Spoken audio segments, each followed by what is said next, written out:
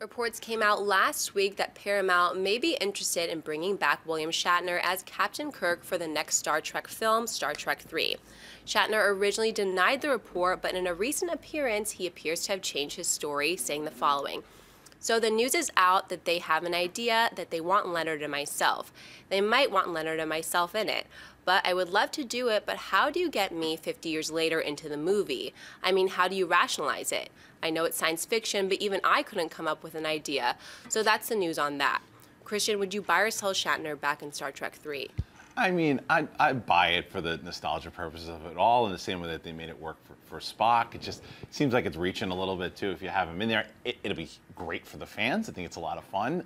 I love his comments of like, I couldn't even come an idea with it. Well, don't worry about it, because other people are going to try to figure that out. But I think that, yeah, I don't know. It'll be cool to see him. I mean, if they can figure it out. They did it with Spock. Maybe there's another way in the time warp that they're able to have, that Kirk made it through also, and he's been hiding out. Who knows what they can do? But so it'd be a nice nod to the classic fans. Yeah, I sell it enthusiastically. I sell it. Now, actually, I addressed this on Mailbag this past weekend too, because the started floating around. Maybe there's a role for him, but then he denied it. So I said, so it's probably not true. But I said, it could be a fake denial. Turns out it was a fake denial.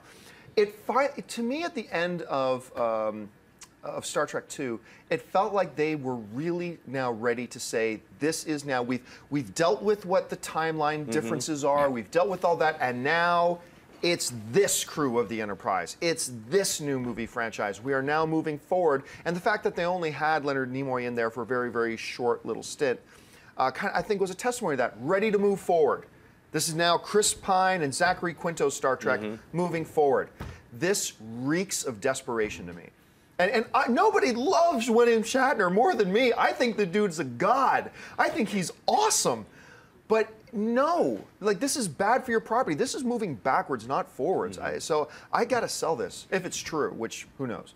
Yeah, I'm on the fence. I mean, honestly, like, he was like, I don't know how they're gonna figure out a story. It's called money. Yeah. It's cash grab. That's what it is. I mean, and they're trying to appease all these deep, hardcore Star Trek fans who are like, I thought Star Trek Into Darkness was a horrible Star Trek movie, and this and that. And I'll be honest, I really liked Star Trek Into Darkness, and I love Star Trek, and I'm a Trekkie, so I can argue other Trekkies and be like, why are you getting so deep and sweaty about it? Like, well, look at the first 3 seasons, and then look at the 7 seasons. You can argue throughout all of Star Trek's, different series, but what I'm saying is, like, then when they chucked Leonard Nimoy into Star Trek Into Darkness at the very end, I thought that was a cheap shot. I thought they already handled creating this splinter universe, this new pocket universe, whatever you want to call it. They didn't have to go back to the well of old Star Trek. It felt like, look, everybody, Leonard Nimoy's here. Right. And he's now what's in this third one? Are they gonna have like a blue Mercury ball? Like, now we're going to, the warp drive, whatever thing.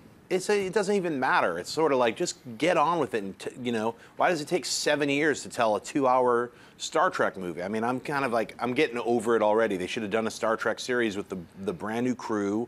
I don't know why they're waffling around every 5-6 years. You have one story, and now you're going back to William Shatner. It just seems weird to me. It's a weird choice. It's the panic button also from the studio, because now they have Orci, who they seem like they're committing to direct this movie. So, and they don't have JJ directing it, producing it, whatever. But more or less, it's the fact of, what are we going to do? How do we let fans know this is the movie to see? Let's get Shatner. That's what some studios are probably screamed out. Like you said, it's desperate for them, but it's also, they're not confident in the director. I really don't think they're confident. They're going with them, but I don't think they're confident with them, and they're just going to try to pull everything to get people into the theater. I want to see Shatner with like really long, flowing blonde hair, because we know it's a cap. So I want him to rock something like Thor. Like, he shows up to save Chris Pine, he's like rocking a super flowing wig. I should say, if you have never watched, people are talking about Boston Legal again lately because of James Spader and everything's going on. But if you've not watched it with William Shatner as Denny Crane, who won Emmys, like multiple Emmys playing that character, he was one of the best characters on TV, I think, for like 3 years running. You got to go back and watch it. I think it's really great. Hey everyone, if you liked this video, click that thumbs up button and make sure to subscribe to our AMC Movie News YouTube channel.